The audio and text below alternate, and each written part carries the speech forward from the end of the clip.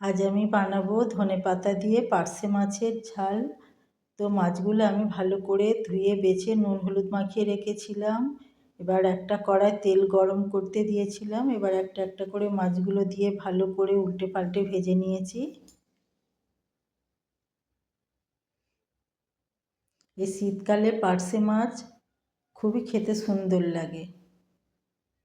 এবার ওই তেলের মধ্যে দেব কালো জিরে,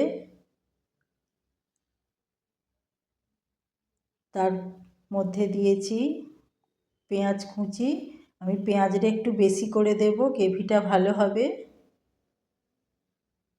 ওর মধ্যে দিয়েছি বড় একটা টমেটো কুচি, দিয়েছি স্বাদ মতো নুন,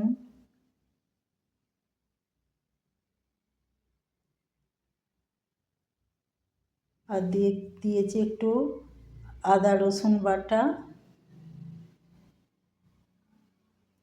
হলুদ গুঁড়ো,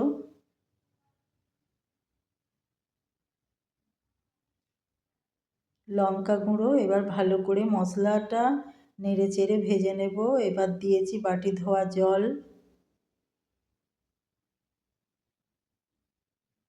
মশলাটা পুরো রেডি হয়ে গেছে। ওর মধ্যে এবার আমি জল দেব, দিয়ে ভালো করে ফুটিয়ে নেব।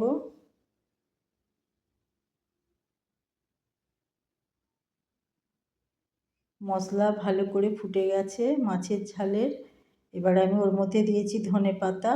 এবার মাছগুলো দিয়ে দেবো, দিয়ে ভালো করে খুন্তি দিয়ে নেড়ে চেড়ে রেডি ধনেপাতা দিয়ে ঝাল ঝাল পার্শে মাছের ঝাল। দেখুন, এই পার্শে মাছ কিন্তু খেতে খুব সুন্দর লাগে।